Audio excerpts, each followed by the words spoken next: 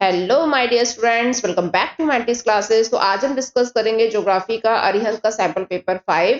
तो चलो स्टार्ट करते हैं सेक्शन ए से। पहला क्वेश्चन है, name the serious problem due to increasing population. तो पॉपुलेशन इंक्रीज होने का जो सबसे सीरियस प्रॉब्लम है वो क्या है? पहला है इंक्रीज्ड एपिडेमिक्स, क्या महामारियां फैल जाती हैं? तो ये तो इतना नहीं है। सेकंड है डिक्रीज्ड रिसोर्सेज, ये है, ठीक है ना, क्योंकि अगर पॉपुलेशन बढ़ती है तो हमारे जो रिसोर्सेज हैं वो क्या हो जाएंगे, कम हो जाएंगे, डिक्रीज हो जाएंगे और सबके लिए अवेलेबल नहीं हो पाएंगे। तो ये सबसे बड़ी एक सीरियस प्रॉब्लम है पॉपुलेशन ग्रोथ होने की, ठीक है। सेकंड क्वेश्चन है, मैच द फॉलोइंग। तो यहाँ पे आपको लिस्ट 1 को लिस्ट 2 से मैच करना है। इंडस्ट्रियल रीजन दे रखा है और इसकी लोकेशन दे रखी है, ठीक है। तो इंडस्ट्रियल रीजन क्या क्या है? ग्रेट लेक, ये कहाँ पे है? ये है नॉर्थ अमेरिका। बी है क्रिवॉय रोग, ये कहाँ पे है? ये यूक्रेन में है, ठीक है। एंड शांघाई, ये तो सबने सुना ही होगा, ये चाइना में है। तो हमारा आंसर क्या हो जाएगा? 312, यानी 312 B answer. Then third question पे मूव करते हैं। Which one of the following town has developed as an administrative headquarter. तो यहाँ पे आफ्टर इंडिपेंडेंस के बाद जो है भारत का सबसे पहला एडमिनिस्ट्रेटिव हेडक्वार्टर कौन बना था? तो ये बना था चंडीगढ़।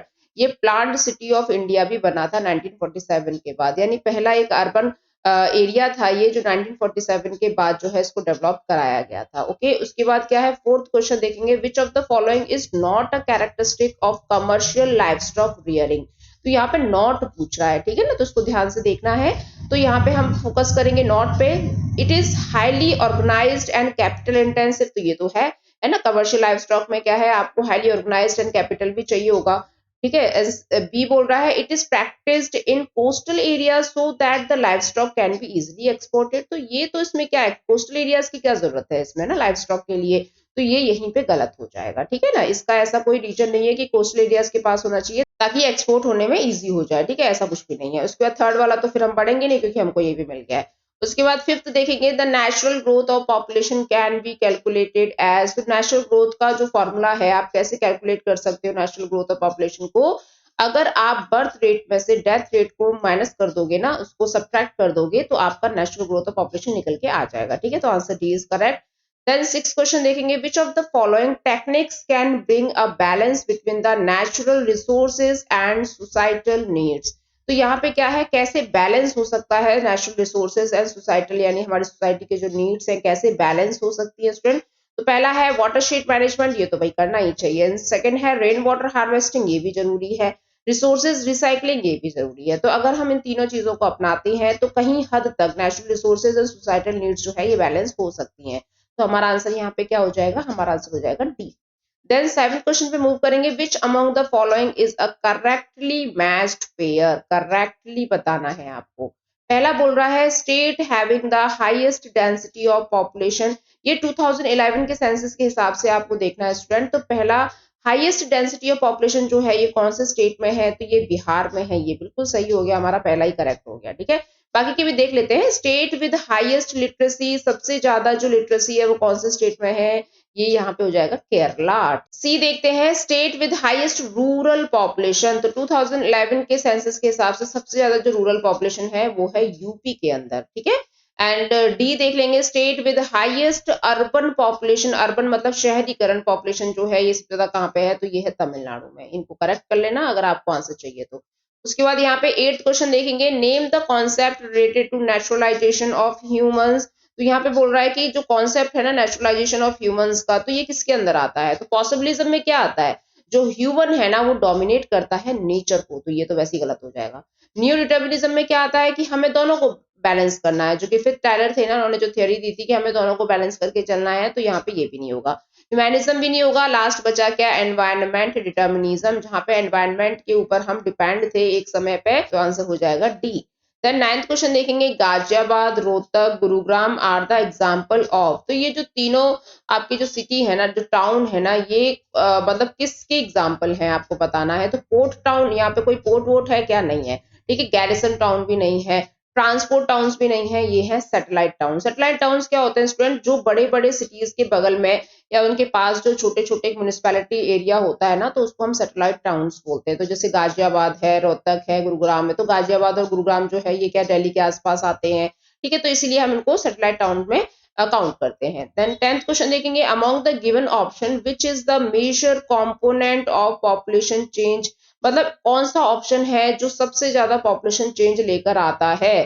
ठीक है, तो ये है आपका माइग्रेशन। ये बिगेस्ट प्रॉब्लम है किसी भी कंट्री की कि जहां पे माइग्रेशन ज्यादा होता है वहां पॉपुलेशन तो बढ़नी ही बढ़नी है। देन 11th क्वेश्चन है, India was merged with Air India to form a single airline in which of the following year. तो यहाँ पे हमारा आंसर हो जाएगा 2011, answer B. Then 12th question देखेंगे, consider the following statement and choose the correct option. तो यहाँ पे आपको ये ना स्टेटमेंट दे रखे हैं तो ऑप्शन चूज करना है करेक्ट वाला। In India Ganga, Brahmaputra, Barak and Indus river have large catchment area, बिल्कुल सही बात है।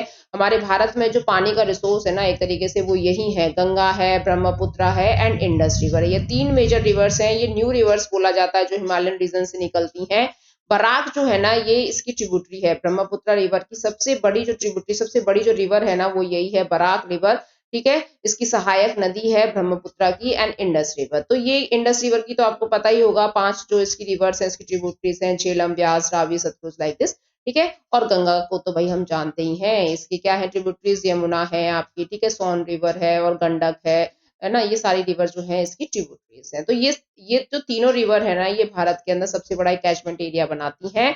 And due to high precipitation in the catchment area of these river they have around 60% of the total surface of water resources, बिल्कुल सही बात है। ठीक है, प्रेसिपिटेशन होने की वजह से यहाँ पे 60% जो वाटर रिसोर्सेज हमारा बढ़ जाता है इन रिवर्स में और इनमें हमेशा पानी उपलब्ध मिलेगा। ठीक है, तो हमारे ये दोनों ही स्टेटमेंट क्या हो जाएंगे, करेक्ट हो जाएंगे। Answer D is correct.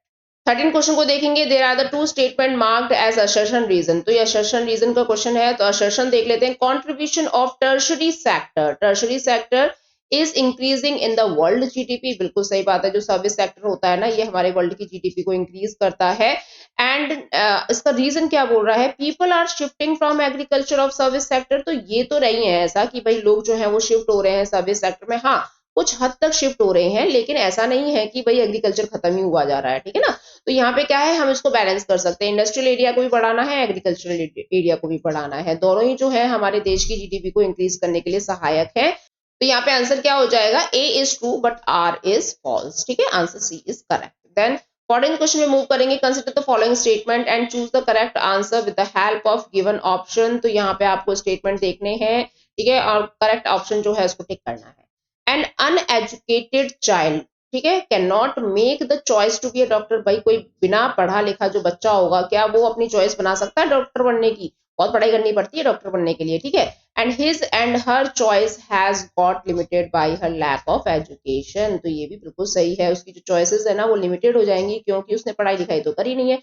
इसलिए आप लोगों के लिए बहुत जरूरी है कि पढ़ लिख लो, ठीक है, कुछ बन जाओगे जीवन में। ठीक है, तो यहाँ पे आपके दोनों जो स्टेटमेंट है ये बिल्कुल करेक्ट है, और जो सेकंड वाला है ना ये इसकी करेक्ट एक्सप्लेनेशन भी बता रहा है, तो answer C is correct. Then directions पे आ जाएंगे, यहाँ पे read the following map and answer the following question number 15 to 17। तो यहाँ पे वही है जो पिक्चर देखनी है आपको, इसको पढ़ना है अच्छे से, मैप देखना है किसका दे रखा है, एंड 15 से 17 तक के जो क्वेश्चन है ना उनको सॉल्व करना है। तो यहाँ पे बात कर रहा है नेशनल वाटरवे। तो हमारे जो 3 वाटरवे ना आपको याद रखने हैं, पहला है आपका इलाहाबाद टू हल्दिया।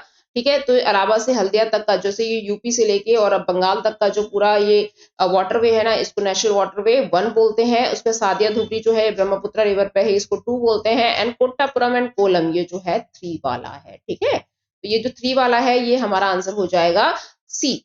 ओके, उसके बाद 16th क्वेश्चन में मूव करेंगे, in which state is the Kollam Kottapuram stretch of the west canal located. तो ये कौन से स्टेट में है भाई, ये है सी यानी केरला।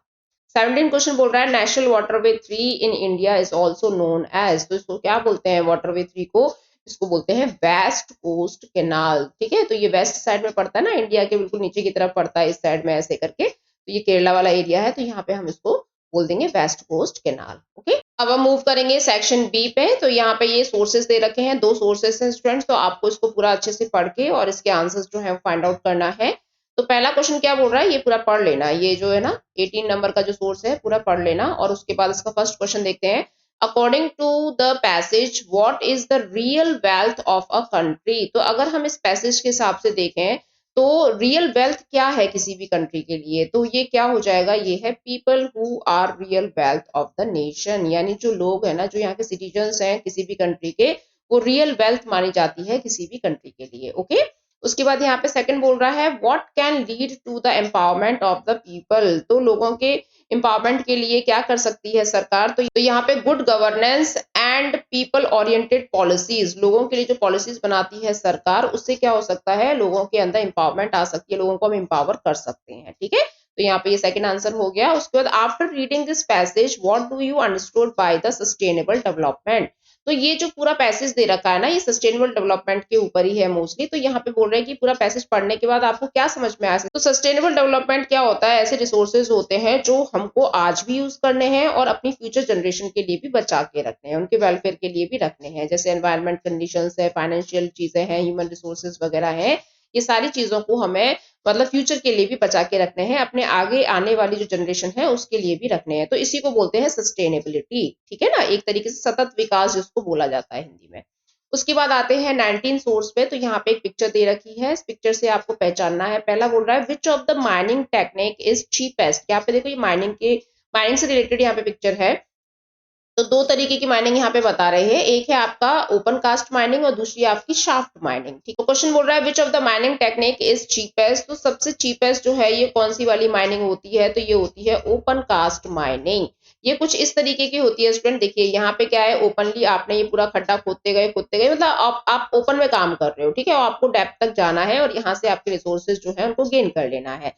Then second question देखेंगे which type of mining is used for extraction of ore deep inside the surface, तो यहाँ पे बोल रहा है कि ऐसी कौन सी माइनिंग का तरीका है जो आपको पूरा एक्सट्रैक्ट करते हुए जाना है और डीप सरफेस तक पहुंचना है, मतलब ये है आपकी शाफ्ट माइनिंग। इसमें क्या है, देखिए इस तरीके से यहाँ पे क्या है, ये ड्रिलिंग करके इसको नीचे तक पूरा इसको नीचे गहराई तक जाया जाता है और यहाँ पे डेप्थ तक पहुंचा जाता है जहां से आपको माइनिंग करनी है, जहां से आपको रिसोर्सेज निकालने हैं। पूरा एक स्ट्रेट होता है लेकिन ये बहुत डेंजरस माइनिंग होती है। ठीक है, तो इसीलिए यहाँ पे क्या बोल रहा है कि ओर्स के लिए आपको इनसाइड अंदर जाना है, तो वो कौन सी माइनिंग हो जाएगी, तो ये हो जाएगी शाफ्ट माइनिंग।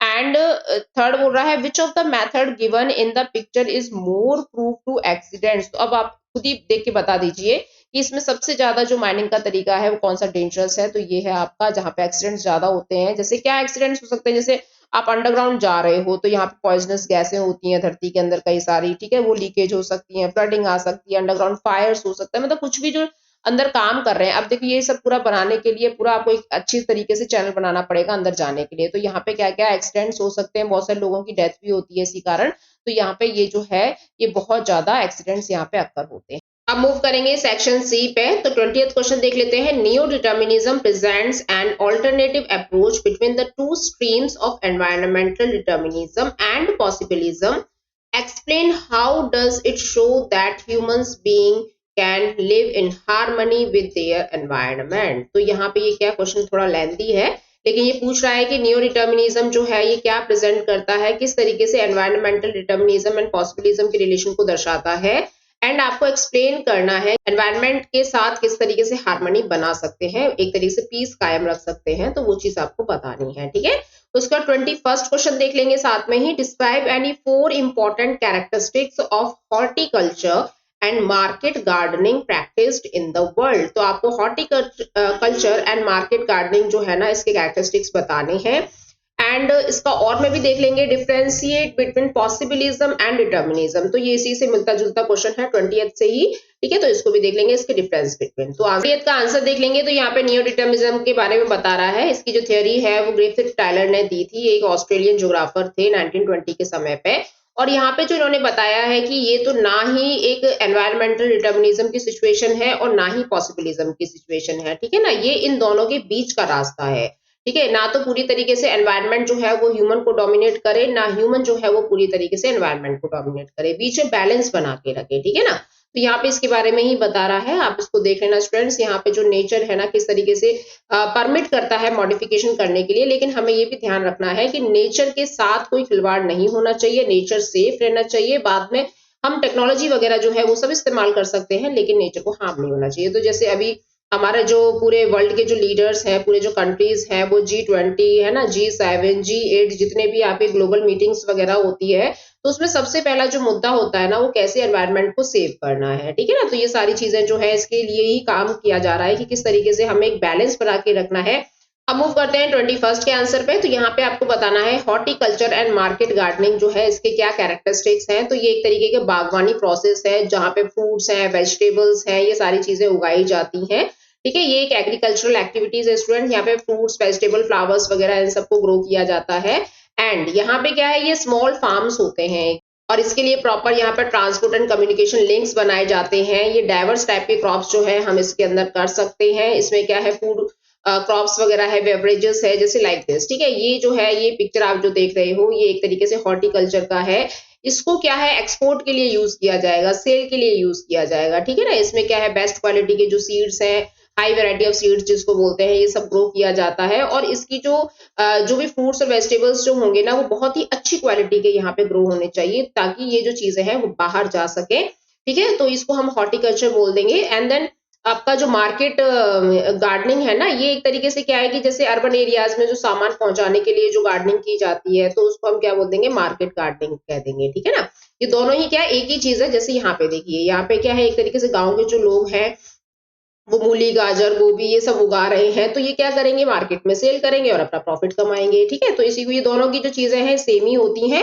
उसके बाद हमने और में क्या देखा था, पॉसिबिलिज्म एंड डिटर्मिनिज्म के डिफरेंशिएट देखने थे, ठीक है। तो पॉसिबिलिज्म जो है ये एक ऐसा रास्ता है जहां पे ह्यूमन जो है वो नेचर को डोमिनेट करता है, और डिटर्मिनिज्म में क्या है, जो नेचर है ना उस पे पूरी तरीके से ह्यूमन एक समय पर डिपेंड था, जो हमारे प्रिमिटिव सोसाइटी हुआ करती थी उस समय की बात है ये, ठीक है। तो यहाँ पे इन दोनों के डिफरेंस देख लेंगे। यहाँ पे ह्यूमन जो है कैसे मॉडिफाई करता है नेचर को, और यहाँ पे जो ह्यूमन बींग्स है कैसे डिपेंडेंट था नेचर के ऊपर। नेक्स्ट यहाँ पे जो है एनवायरनमेंट से हमें क्या क्या रिसोर्सेज मिलते हैं ना, क्या क्या पॉसिबिलिटीज हमारी बन सकती हैं, तो हम नेचर से ले लेते हैं टेक्नोलॉजी के माध्यम से। और यहाँ पे जो है हम ह्यूमन एक्टिविटीज पे ज्यादा डिपेंड करते हैं और नेचर को हम अपनी मदर मानते हैं, ठीक है। उसके बाद यहाँ पे सोशल एंड कल्चरली डेवलपमेंट देखा गया है, और यहाँ पे जो है नेचुरल फोर्सेस वगैरह ये सब देखा गया है, मतलब नेचर के द्वारा जो सारी चीजें यहाँ पे रेगुलेट की जाती थी। उसके बाद इन सब में ये एग्जाम्पल जो डालेंगे ना, उसमें हम क्या डाल सकते हैं, जैसे इंडस्ट्रियल रेवोल्यूशन आया था, एग्रीकल्चरल एडवांसमेंट वगैरह जो आ गया है, तो उसने एक तरीके से नेचर को हार्म किया है। और यहाँ पे क्या है, जैसे प्रिमिटिव ट्राइबल सोसाइटीज होती हैं, एक्सकिमोज वगैरह होते हैं, जो इग्लू होते हैं ना, वहाँ पे जो लोग रहते हैं वो किस तरीके से नेचर के ऊपर ही रहते हैं। अब मूव करेंगे 22nd क्वेश्चन पे, what are the merits and demerits of the air transport. तो आपको इसके ना मतलब एडवांटेजेस एंड डिसएडवांटेजेस बताने हैं एयर ट्रांसपोर्ट के बारे में। एंड 23rd क्वेश्चन बोल रहा है, What are the major problems associated with water in India? India के अंदर पानी को लेके क्या प्रॉब्लम्स है उसके बारे में बताना है। एंड और में बोल रहा है, describe major features of India's national water policy 2002।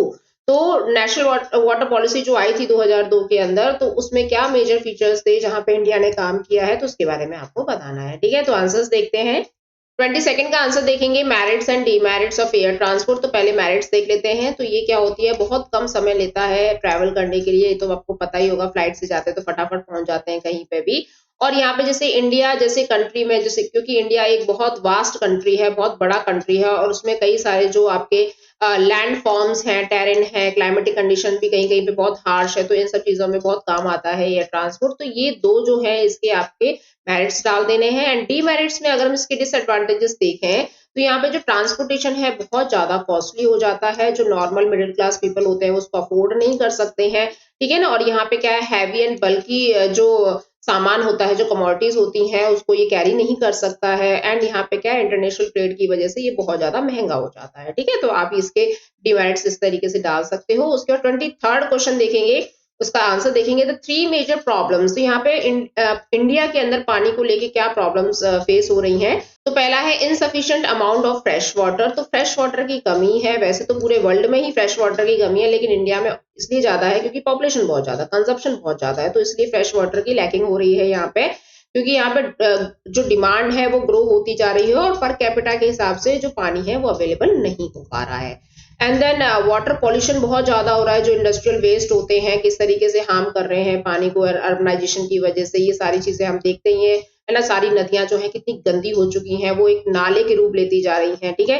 And third जो है uneven distribution of water resources. अब देखो पानी जो है ना उसका डिस्ट्रीब्यूशन है ना इक्वल नहीं है पूरे एरियाज में, कहीं पे कम है कहीं पे ज्यादा है, तो उसकी वजह से भी यहाँ पे दिक्कत आती है। मोस्टली जो मेगा सिटीज है या मेट्रो सिटीज, बड़े बड़े जो सिटीज है वहां पे तो पानी की बहुत किल्लत है, ठीक है ना। तो ये सारी चीजें आप इसमें डाल देना, 2-3 पॉइंट्स। उसके बाद यहाँ पे हम और में देखेंगे कि पानी को लेके क्या नेशनल वाटर पॉलिसी आई थी 2002 के अंदर। तो इसमें जो है सरकार ने ड्रिंकिंग वाटर पे है ना, इरिगेशन पे, हाइड्रो पावर बनाने में, नेविगेशन में, इंडस्ट्रियल एंड अदर यूजेस के लिए बहुत काम किया था। इसके 3 फीचर्स हम देख लेते हैं।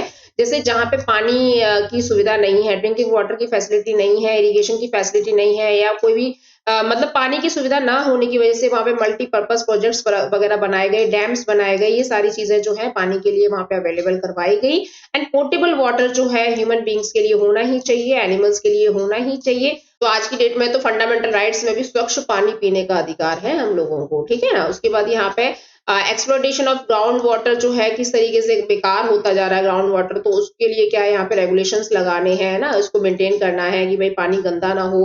तो ये सारे जो मेजर्स हैं आप इसमें डाल देना स्टूडेंट। अब मूव करेंगे सेक्शन डी पे। तो 24th क्वेश्चन देखते हैं, where is intensive subsistence agriculture practised in the world and what are its types and describe any 2 characteristics of the each type. ठीक है, तो यहाँ पे आपको 3 क्वेश्चन बन गए हैं। यहाँ पे आपको बताना है इंटेंसिव सब्सिस्टेंस एग्रीकल्चर जो है ये कहाँ पे प्रैक्टिस की जाती है वर्ल्ड के अंदर, और इसके क्या 2 तरीके के टाइप्स हैं एंड इसके क्या कैरेक्टरिस्टिक्स हैं वो आपको बताने हैं। एंड और में बोल रहा है कि explain any 5 features of nomadic herdings in the world. तो नोमैडिक हर्डिंग्स जो होती है, जो ट्राइब्स टाइप के लोग होते हैं वो वर्ल्ड में कहाँ कहाँ पाए जाते हैं, उनके 5 फीचर्स आपको बताने हैं और वो लोग क्या काम करते हैं। ठीक है, तो आंसर देखते हैं। तो 24th का आंसर है कि इंटेंसिव सब्सिस्टेंस एग्रीकल्चर जो है ना ये डेंसली पॉपुलेटेड एरियाज में की जाती है। ये एक तरीके की डीप फार्मिंग होती है, मतलब आपको बहुत ज्यादा जो है इस पे काम करना पड़ता है। ठीक है, आपका मैनुअल वर्क इसमें ज्यादा होता है और आपको एक तरीके से कमर्शियलाइज्ड वे में इसको काम करना पड़ता है। आपको थोड़े से एरिया में ही इसको अच्छे से इसकी क्रॉपिंग करनी पड़ती है। तो ये सारी चीजें जो है इसमें इंक्लूडेड होती हैं स्टूडेंट। और इसके बाद क्या है यहाँ पे इसके 2 तरीके के फार्मिंग बताई गई है इंटेंसिव की। एक है आपकी जो वेट पैडी कल्टीवेशन है ना, वो इसका बेस्ट एग्जांपल माना जाता है किसका, इंटेंसिव सब्सिस्टेंस एग्रीकल्चर का। ठीक है, तो ये एक ऐसी चीज है जो मॉनसून पर डिपेंड होती है और ये एशियन कंट्रीज में ज्यादा किया जाता है पैडी कल्टीवेशन, यानी चावल की खेती। ओके, और यहाँ पे मशीनरीज जो है ना ये बहुत लिमिटेड होती है, मैनुअल वर्क ज्यादा होता है ना। और यहाँ पे क्या है, ये लेबर जो होते हैं ये फार्म्स में, यार्ड मैनर्स इन सब में काम करते हैं और पर यूनिट जो एरिया है वो हाई होता है, पर प्रोडक्टिविटी बहुत लो होती है। ठीक है, तो इस तरीके से डाल देना। इसके बाद यहाँ पे बोल रहा है कि क्रॉप्स जो है मतलब पैडी के अलावा क्या क्या क्रॉप्स जो है इसको इंटेंसिव में आएंगी। तो जैसे इसमें आएगा बीट है, सोयाबीन है, बार्ले है, शोरगम है। तो ये कहाँ पे उगाए जाते हैं, ये नॉर्दर्न चाइना में उगाए जाते हैं, मंचूरिया में, नॉर्थ कोरिया में, है ना, नॉर्थ जापान में, यहाँ पे इसकी खेती की जाती है। और ये डिपेंड करता है क्लाइमेट पे, सॉइल पे एंड कुछ ज्योग्राफिकल फैक्टर्स पे ही डिपेंड करता है ये एग्रीकल्चर का फॉर्मेट। ठीक, और में देखेंगे कि किस तरीके से जो नोमैडिक हर्डिंग्स है यानी पैस्टोरल जो लैंड होती है उसपे जो आपके चरवाहे वगैरह होते हैं ना, हर्डर्स होते हैं, वो किस तरीके से अपना जो जीवन यापन करते हैं, नोमैडिक हर्डिंग उसी को बोलते हैं। इनको पैस्टोरल नोमैडिज्म भी बोला जाता है। तो यहाँ पे क्या है, ये अपने एनिमल्स के साथ ही मूव करते हैं। अगर क्लाइमेटिक कंडीशंस हार्श हो जाती है तो ये थोड़ा दूसरी जगह पे चले जाते हैं। ठीक है, तो यहाँ पे क्या है, जैसे ये है और इनका एक वेल डिफाइंड टेरिटरी होती है, मतलब इसी एरिया में ये पाए जाएंगे। जैसे जम्मू कश्मीर है, मणिपुर है, अरुणाचल प्रदेश है, इन सब में ये लोग पाए जाते हैं। ठीक है, वहां पे क्या है, इंडस्ट्रियल एरिया नहीं होता है, प्लेन सरफेस नहीं होता है, एग्रीकल्चर भी प्रॉपर नहीं हो पाती है। तो इनका जो जीवन यापन है वो एनिमल्स, लाइफ स्टॉक के द्वारा ही हो पाता है। ठीक है, ये एनिमल रियरिंग करते हैं। जैसे अगर हम इसके एग्जाम्पल देखें वर्ल्ड में, तो जैसे ट्रॉपिकल अफ्रीका का जो एरिया है ये मोस्ट कॉमनली इन सब चीजों में यूज किया जाता है, किसमें, एनिमल रियरिंग में। एंड तिब्बत है, एंडीज माउंटेन पे रहने वाले जो लोग हैं ये क्या है, याक वगैरह इन सबको, लाइमा यहाँ पे पाए जाते हैं, तो इनके द्वारा ये अपना लाइफ स्टॉक करते हैं। ठीक है, लेकिन अभी धीरे धीरे जो है पैस्टोरल नोमैड्स कम होते जा रहे हैं because of the political boundaries और न्यू सेटलमेंट्स होने की वजह से यहाँ पे क्या है, नोमैडिज्म कम होता जा रहा है। ठीक है, आप देखेंगे 25th क्वेश्चन। तो यहाँ पे बोल रहा है name some sources of the population data in India, explain the distribution of population in India. तो आपको पॉपुलेशन डाटा बताना है और इंडिया में किस तरीके से पॉपुलेशन डिस्ट्रीब्यूशन हो रखा है वो आपको बताना है। ये 2011 के सेंसस के हिसाब से आपको बताना पड़ेगा क्योंकि इसके बाद जो है अभी तक डाटा कोई आया नहीं है। उसके बाद यहाँ पे और में देखेंगे state the major steps which have been taken by the government of India to solve the problems of adolescence. तो यहाँ पे एडोलेसेंस मतलब यूथ के अंदर आते हैं, जैसे आपकी उम्र जो है ना 11-12 के जो बच्चे होते हैं वो एडोलेसेंस एज में आते हैं, तो वही क्या है एक तरीके से यूथ के ही अंडर आ जाते हैं। तो 15 से लेके 29 की जो एज होती है वो यूथ की एज मानी जाती है, तो उसी में ही एडोलेसेंस की ये कैटेगरी आती है। तो यहाँ पे बोल रहे हैं कि गवर्नमेंट ऑफ इंडिया जो है वो क्या स्टेप्स उठा रही है हमारे एडोलेसेंस के बच्चों के लिए, और यहाँ पे क्या क्या प्रॉब्लम्स उनको फेस हो रही हैं उसके बारे में यहाँ पे गवर्नमेंट क्या काम कर रही है। ठीक है, तो ये बताना है आपको। 25th का आंसर देख लेंगे कि इंडिया में जो पॉपुलेशन डिस्ट्रीब्यूशन है वो किस तरीके से हो रखा है। जैसे सेंसस के हिसाब से अगर देखा जाए 2011 के हिसाब से, तो हर 10 साल में एक सेंसस निकलता है, एक डिकेड में। ठीक है, तो यहाँ पे बताया गया है कि जो सबसे ज्यादा हाई पॉपुलेशन स्टेट्स है ना वो कौन से हैं। जैसे उत्तर प्रदेश है ना, आपका हाईएस्ट पॉपुलेशन इसमें है, एंड महाराष्ट्र है, बिहार है, वेस्ट बंगाल है, आंध्र प्रदेश है, तमिलनाडु है। ठीक है, ये क्या है 76% पॉपुलेशन कवर कर लेते हैं यही स्टेट। ठीक है, तो ये सबसे ज्यादा हाई पॉपुलेटेड स्टेट्स माने जाते हैं इंडिया के अंदर। उसके बाद नेक्स्ट बोल रहा है मॉडरेट, यानी न तो ज्यादा न कम। ठीक है, मॉडरेट मिलेंगे यहाँ पे पॉपुलेशन, तो जैसे आसाम है, हरियाणा है, झारखंड है, छत्तीसगढ़ है, केरला है, पंजाब है एंड गोवा है। ये क्या है मॉडरेट पॉपुलेशन को कंसिडर करते हैं। उसके बाद यहाँ पे लो पॉपुलेशन, जहाँ पे कम पॉपुलेशन पाई जाती है, तो कम कहाँ पाई जाएगी, जहाँ पे हिली एरिया होगा, टेरेन एरिया होगा, वहां पर ट्राइब्स वगैरह ज्यादा रह रही होंगी। ठीक है ना, जिसमें नोमैडिज्म वगैरह के बारे में अभी हमने देखा था।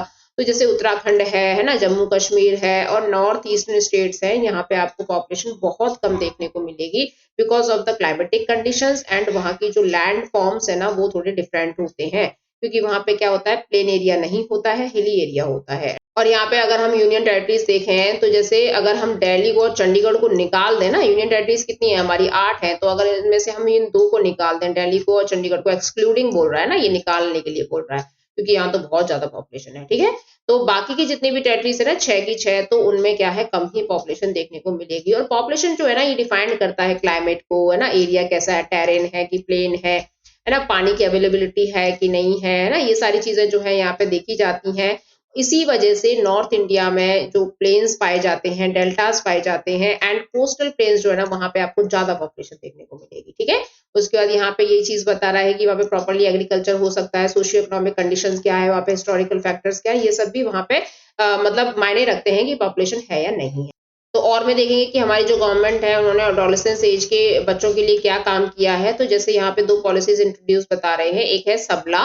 ठीक है, तो ये जो है एडोलेसेंस गर्ल्स के लिए बनाई गई थी, एंड इसमें क्या है राजीव गांधी के तहत ये योजना बनाई गई थी, 2011 में इसको इम्प्लीमेंट किया गया था, एंड 11 से 18 साल की जो लड़कियां हैं उसके अंदर आती हैं। इसमें क्या है इनकी जो हाइजीन है, न्यूट्रिशन है ना, इनकी जो हेल्थ एंड केयर की जो चीजें होती है उन सब चीजों के बारे में यहाँ पे अवेयरनेस दी गई थी। एंड जो सक्षम है ये एडोलेसेंस बॉयज के लिए है। यहाँ पे इसका फुल फॉर्म अगर हम देख रहे तो stimulating advance knowledge for the sustainable health management है। ठीक है, ये बॉयज के लिए थी। यहाँ पे इनके लिए इसमें जो इनकी इंफॉर्मेशन वगैरह है इनको प्रॉपर दी जानी चाहिए, यहाँ पे न्यूट्रिशन वैल्यू क्या होती है वो उनको पता होना चाहिए, और किस तरीके से स्किल टू यूथ के लिए यहाँ पे काम होना चाहिए। तो ये यहाँ पे 2 पॉलिसीज जो है हमारी गवर्नमेंट ने इंट्रोड्यूस की थी, सबला एंड सक्षम। ओके, उसके बाद यहाँ पे क्या है, जैसे ये योजनाएं जो है ये सेंटर एंड स्टेट दोनों में ही चलती रहती हैं, अपने हिसाब से ये लोग बनाते रहते हैं एम्पावरमेंट करने के लिए यूथ को। क्या है नेशनल यूथ पॉलिसी जो है ये 2014 में इसको इंट्रोड्यूस किया गया गवर्नमेंट के द्वारा, और इसमें क्या है 15 से 29 ईयर्स के जो लोग हैं वो इसके अंदर आएंगे, यूथ पॉलिसी के अंदर आएंगे। ठीक है, और अगर हम देखें तो यहाँ पे एक और स्कीम बताई जा रही है किशोरी शक्ति योजना। ठीक है, जिसको KSY करके बोलेंगे, ये भी गर्ल्स के लिए है स्टूडेंट। तो ये यहाँ पे न्यूट्रिशन वैल्यू क्या होनी चाहिए, किस तरीके का खान पान होना चाहिए, कितनी जो है हमें बैलेंस डाइट लेनी है, अपनी हेल्थ का कैसे ध्यान रखना है, ये सारे जो डेवलपमेंटल स्टेटस है ना इसके लिए यहाँ पे अवेयरनेस देने के लिए ये जो स्कीम्स है चलाई गई थी। मूव करेंगे 26 क्वेश्चन पे, what are the sources of water pollution in India, describe 5 such sources. तो आपको बताने हैं वाटर पॉल्यूशन के क्या सोर्सेज है, मतलब पानी जो है वो कहाँ से दूषित हो रहा है, किन किन कारणों से दूषित हो रहा है, तो उसके बारे में बताना है। एंड 27th क्वेश्चन बोल रहा है trans Canadian railway line is economic artery of Canada, discuss. तो ट्रांस कैनेडियन रेलवे लाइन जो है इसको क्यों इकोनॉमिक आर्टरी बोला जाता है, मतलब एक तरीके से ये इकोनॉमिक कंडीशंस के लिए बहुत ज्यादा फेवरेबल है, तो ऐसा क्यों है इसके बारे में आपको डिस्कस करना है। तो आंसर्स देख लेते हैं। 26 का आंसर देखेंगे the sources of water pollution in India. तो सोर्सेस बताने हैं आपको वाटर पॉल्यूशन के। पहला है नेचुरल सोर्सेस, मतलब पानी जो है वो नेचुरली किस तरीके से दूषित होता है, जैसे लैंड इरोजन हो गया है ना, लैंडस्लाइड हो गया, decomposition of dead plants and animals हो गया। तो इसकी वजह से जो नेचुरली वाटर है वो पॉल्यूट हो जाता है, लेकिन नेचुरली से ज्यादा जो मैनुअली होता है ना वो बहुत ज्यादा खतरनाक है, जैसे कि अर्बनाइजेशन।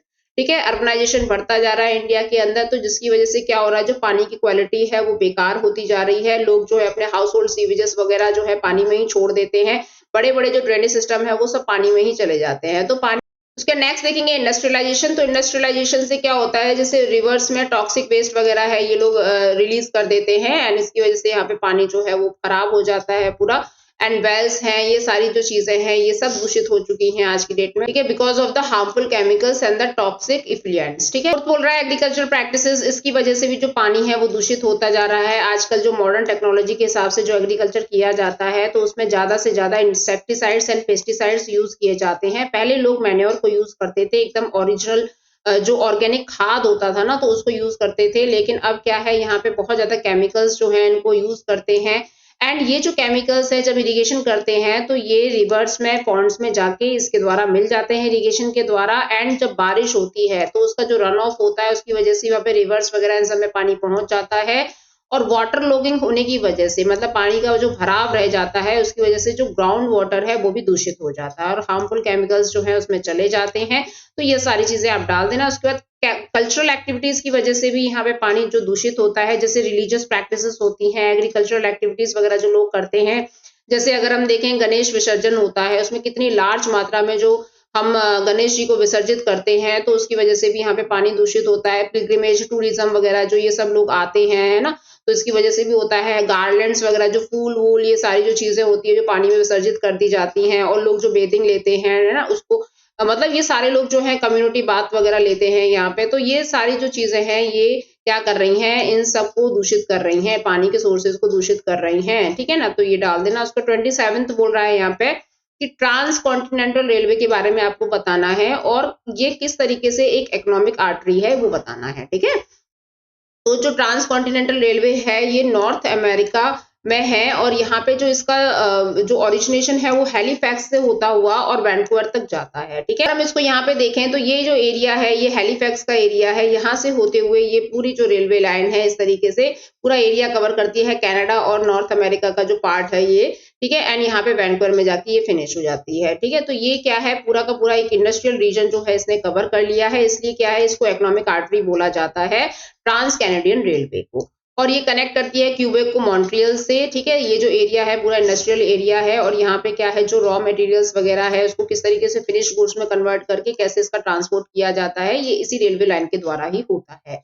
ठीक है, उसके बाद ये आप पूरा पढ़ लेना स्टूडेंट्स। एंड यहाँ पे जो एक लूप लाइन है जो आपकी विनिपोंग में पड़ती है, थंडर बे में पड़ती है, यहाँ पे क्या है, सुपीरियर लेक जो है ना इसका पोर्ट है, और यहाँ से क्या है, एक तरीके से वाटरवे जो है वो यूज किया जाता है वर्ल्ड के लिए। ठीक है, यहाँ पे सामान जो है एक्सपोर्ट किया जाता है। ओके, देन मूव करेंगे 28th क्वेश्चन पे, what are non conventional sources of energy and discuss their availability and potential in India. तो आपको non conventional sources of energy के बारे में बताना है, यानी रिन्यूएबल सोर्सेज ऑफ एनर्जी के बारे में बताना है, और इसकी जो अवेलेबिलिटी है वो इंडिया में किस तरीके से पोटेंशियल लेकर आ रही है ये बताना है। एंड इसका और में देख लेंगे क्या पूछ रहा है, nuclear energy is replacing the conventional source of energy in India, do you think it is variable source of energy in future. तो यहाँ पे न्यूक्लियर एनर्जी जो है ये किस तरीके से रिप्लेस कर रही है किसको, कन्वेंशनल सोर्स ऑफ एनर्जी को। मतलब यहाँ पे लोग जो है न्यूक्लियर एनर्जी को ज्यादा प्रमोट कर रहे हैं, कन्वेंशनल सोर्सेज जो हैं ये बहुत मतलब लिमिटेड होते हैं, तो इस वजह से हम यहाँ पे दूसरा जो ऑप्शन है हमने ढूंढ लिया है, न्यूक्लियर एनर्जी इस तरीके से बता रहा है। तो ये इंडिया में किस तरीके से काम करेगी फ्यूचर में, ठीक है, या इसके बारे में आपको बताना है।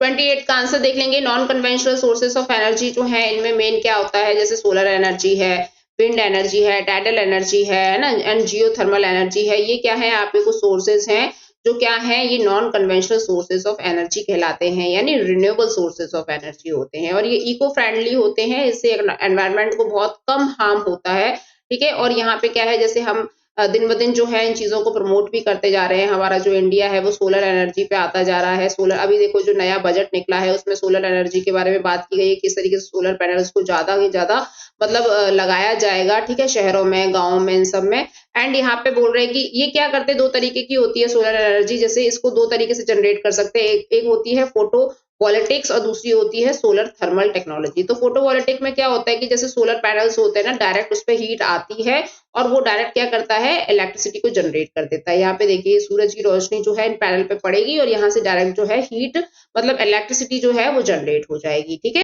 और जो सोलर थर्मल टेक्नोलॉजी है इसमें क्या होगा, जो आपकी सूरज की जो रोशनी है उसको पहले हीट में कन्वर्ट किया जाएगा, फिर उसको इलेक्ट्रिसिटी में कन्वर्ट किया जाएगा। यहाँ पे स्टोरेज होता है हीट का, उसके बाद फिर इलेक्ट्रिसिटी जो है वो जनरेट की जाती है। तो विंड एनर्जी जो है ये एक तरीके की परमानेंट विंड सिस्टम है। देखो हवा तो परमानेंट चलती ही रहती है ना, तो ट्रेड विंड्स जो है इसमें मेन इंपॉर्टेंट रोल प्ले करते हैं। एंड यहाँ पे जो विंड्स हैं जो लैंड एंड सी ब्रीजेस होती हैं, जो हल्की हल्की हवाएं होती हैं ना, तो वो भी एक तरीके से इलेक्ट्रिसिटी जनरेट करने का काम करती हैं। तो जैसे ये काम जो है सबसे ज्यादा कहाँ किया जाता है, राजस्थान, गुजरात, महाराष्ट्र एंड कर्नाटक। तो इन प्लेसेस में सबसे ज्यादा जो है विंड एनर्जी को जनरेट किया जाता है, ठीक है। तो विंड एनर्जी जो है देखो यहाँ पे किस तरीके से टर्बाइंस लगी हुई है, हवा आएगी तो ये पूरे जो चक्के हैं ना बहुत तेज तेज घूमेंगे, जिसकी वजह से जो इलेक्ट्रिसिटी है वो जनरेट की जाएगी, ठीक है।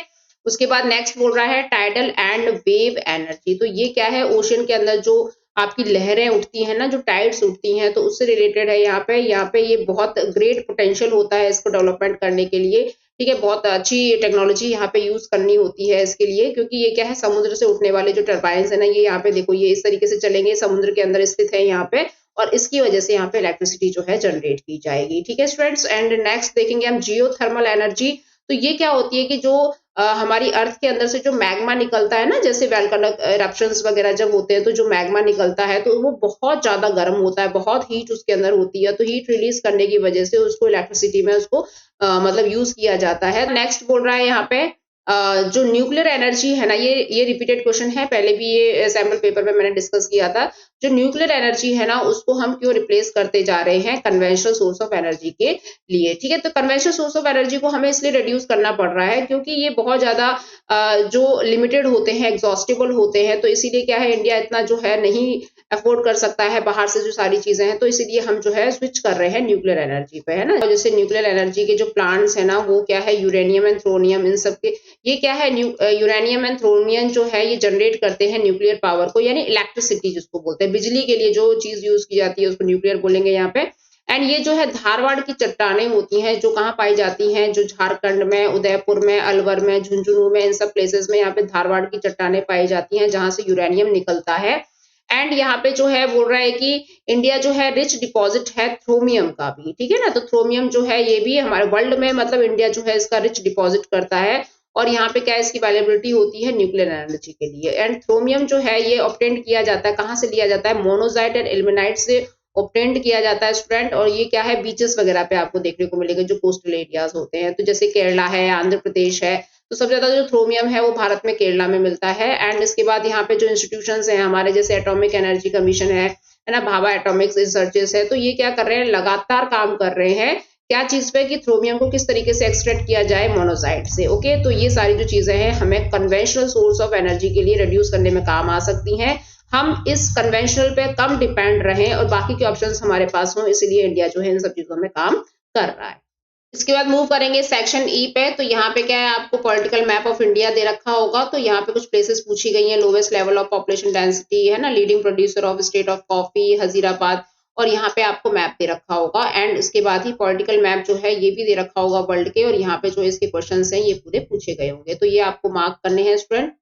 तो सबसे पहले देखेंगे इंडिया के पॉलिटिकल मैप की लोकेशन। तो पहला बोल रहा है the state with the lowest level of the population density. तो ये कहाँ पे पाई जाएगी, ये अरुणाचल प्रदेश में पाई जाएगी। ये सबसे लोवेस्ट डेंसिटी है, जो 1 वर्ग किलोमीटर में कितने लोग यहाँ पे रहते हैं उसके हिसाब से डेंसिटी मेजर की जाती है, तो ये अरुणाचल प्रदेश में। और हाईएस्ट कहाँ पे है, ये बिहार में है। सेकेंड क्वेश्चन देखेंगे, the leading producer state of coffee in India. तो कॉफी के लिए जाना जाता है कर्नाटक, ये लीडिंग प्रोड्यूसर है इंडिया के अंदर कॉफी का। एंड आपका थर्ड देखेंगे हम, हजारीबाग कॉपर माइंस। तो ये कॉपर माइन जो है ये मिलेंगी आपको झारखंड में, हजारीबाग जो है ये झारखंड में कॉपर माइंस है इसकी। इसके बाद यहाँ पे जो झारखंड है वो किसके लिए सबसे ज्यादा फेमस है, कोल के लिए, कोयले के लिए बहुत ज्यादा फेमस है। एंड आपका फोर्थ वाला देखेंगे, and international airport. International airport जो है ये कहाँ पे है, ये है दिल्ली, ठीक है। लोकेशन देख लेना कहाँ पे पुट कर रखी है। उसके बाद यहाँ पे फिफ्थ बोल रहा है मैग्नीज माइन इन कर्नाटका। तो कर्नाटका के अंदर मैग्नीज की जो माइंस हैं वो कहाँ पे है, वो है शिवमोगा, ठीक है। शिवमोगा यहाँ पे कर्नाटक के अंदर है। एंड देन पूछ रहा है कि एन ऑयल रिफाइनरी इन उत्तर प्रदेश। तो उत्तर प्रदेश के अंदर जो ऑयल रिफाइनरी है ये कहाँ पे है, तो ये है मथुरा उत्तर प्रदेश। एंड नेक्स्ट बोल रहा है अ मेजर सी पोर्ट, तो मेजर सी पोर्ट ये कहाँ पे है, ये आपका है कोच्चि केरला। ठीक है, तो यहाँ पे जो है हमारा इंडिया का पॉलिटिकल मैप खत्म होता है। उसके बाद हम मूव करते हैं वर्ल्ड के पॉलिटिकल मैप पे। तो यहाँ पे बोल रहा है एन इनलैंड वाटर वे, तो इनलैंड वाटर वे जो है ये कहाँ पे है, तो ये बोल रहा है पनामा कैनाल। ये यहाँ पे क्या है, एक जगह को काट के बनाया गया है ताकि यहाँ से हम मतलब पैसिफिक ओशियन से हम अटलांटिक ओशियन में जा सके, क्योंकि नहीं तो फिर इतना लंबा जो सफर है हमें तय करना पड़ेगा। सेकंड है a major area of nomadic herdings. तो नोमैडिक हर्डिंग्स आपको मोस्टली कहाँ मिलेंगी, साउथ वेस्ट अफ्रीका में मिलेंगी। यहाँ पे सबसे ज्यादा ट्राइब्स वगैरह जो लोग रहते हैं वो आपको साउथ अफ्रीका में देखने को मिलेंगे। ठीक है, उसके बाद थर्ड जो बोल रहा है a major airport in Japan, तो जापान इसकी कैपिटल क्या है, टोक्यो। ओके, तो यहाँ पे इसका आपको क्या मिल जाएगा, एयरपोर्ट देखने को मिल जाएगा। एंड फोर्थ बोल रहा है a major area of subsistence agriculture. Subsistence agriculture है ये आपको मिलेगा वेल्स में। ठीक है, ये कहाँ पे है, साउथ अफ्रीका में है वेल्स। एंड सबसिस्टेंस एग्रीकल्चर जो है जैसे यहाँ पे पंपास है ना, और नॉर्थ अमेरिका में क्या है, प्रेरीज है, यहाँ पे यूरोप में स्टैपीज है ना, आपको इसे याद रखने हैं। और ऑस्ट्रेलिया में क्या है, ऑस्ट्रेलिया में डाउन्स है, और न्यूजीलैंड में क्या है, कैंटरबरी है, एंड अफ्रीका में वेल्स है। ऐसे करके कुछ और भी याद रखिए ताकि अगर आ जाए तो आप लोकेट कर सके। देन आफ्टर हम मूव करेंगे फिफ्थ पे, a country in South America where commercial livestock rearing is practice. तो यहाँ पे साउथ अमेरिका की सीधा बोल रहा है, और आपको बताना है यहाँ पे कमर्शियल लाइवस्टॉक जो है उसको रियर किया था, एनिमल्स की रियरिंग की जाती है यहाँ पे। तो ये है अर्जेंटीना, बहुत लार्ज लेवल पे यहाँ पे एनिमल्स की रियरिंग की जाती है। एंड सिक्स्थ बोल रहा है अ मेजर एयरपोर्ट, तो आपको एयरपोर्ट बताना है मेजर, तो ये कहाँ पे है, तो ये है आपका मॉस्को। सेवेंथ वाला बोल रहा है a major sea port in Europe, तो यूरोप में तो यहाँ पे इन्होंने कोई लोकेशन नहीं दे रखी है, लेकिन क्वेश्चन यूरोप से पूछ लिया है। ठीक है, लेकिन यहाँ पे जो है नीचे दे रखा है नॉर्दर्न केप, तो ये तो आपका साउथ अफ्रीका में पड़ेगा, नॉर्दर्न केप वाला जो पोर्ट है। ठीक है, तो यहाँ पे आप इसको सही कर लेना, क्वेश्चन में आपको यूरोप पूछ रखा है तो आप साउथ अफ्रीका कर लेना। लेकिन यहाँ पे एक मिस्टेक हो सकती है इनके द्वारा, जैसे नॉर्थ केप जो है ना ये नॉर्वे में स्थित है। ठीक है, नॉर्थ केप ये इसी से मिलता जुलता है, आप नॉर्दर्न हटा दोगे ना तो नॉर्थ केप बन जाएगा। तो नॉर्थ केप जो है ये यूरोप में है और ये नॉर्वे में पड़ेगा। ठीक है, तो इसको करेक्ट कर लेना, जो भी पूछेगा उसके हिसाब से आप आंसर कर देना। ओके स्टूडेंट्स, तो यहाँ पे आपका सैंपल पेपर 5 है ज्योग्राफी का, वो भी फिनिश होता है। एंड इसकी जो पीडीएफ है वो आपको टेलीग्राम पे मिल जाएगी, और उसकी लिंक जो है आपको डिस्क्रिप्शन में मिल जाएगी। बाकी के पॉलिटिकल साइंस के सारे सैंपल पेपर मैंने कवर करवा दिए, आप देख लेना। हिस्ट्री के भी साथ में चल रहे हैं तो आप उनको भी कवर कर लेना, और इसकी आंसर राइटिंग आपको जरूर करनी है स्टूडेंट्स, जिससे क्या होगा, आपको कॉन्फिडेंस बिल्ड होगा कि आप आंसर्स कैसे राइट कर सकते हो। ठीक है, तो सारे क्वेश्चन आंसर्स मैंने कवर करवा दिए हैं, आप एक बार जरूर इसको देख लेना, अपनी प्रैक्टिस करते रहना। ठीक है, मिलेंगे नेक्स्ट सैंपल पेपर के साथ, हिस्ट्री के साथ मिलेंगे, तब तक के लिए धन्यवाद।